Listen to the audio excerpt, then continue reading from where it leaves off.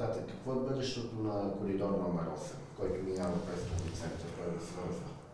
Няма как той ще стане. Самия факт, че ние 30 години се съпротивляват. Той беше осигурено финансиране. Имаше пари. Всичко беше уредено. Имаше цял един проект АМПО. Албания, Македония, България. Ойл. И това беше част от цялата тази идея на коридор номер 8 като хоризонтала, като паралел.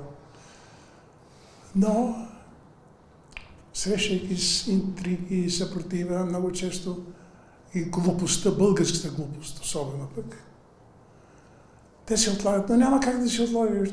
Нещата се налагат. Това са очевидности. Вие не може да продължавате да твърдите, че между Балкания и Македония не може да има железопътна линия.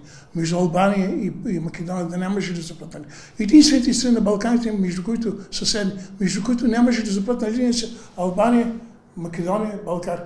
Това не е естествено. Не го ли разбират, не го ли виждат.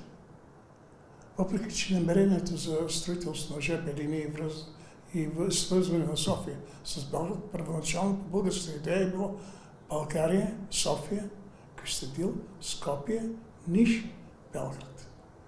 И тогава пак се намесят всички тези сили, къде са срушвети, къде са заплахи, къде са репарации и така нататък, къде са чисто и просто интриганство, го осуетяват. Но не може. Няма как. Ще стане. Не може да не стане.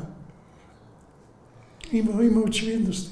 Как ще ми попречиш на мен аз да отида до Македония, след като моите родини са там?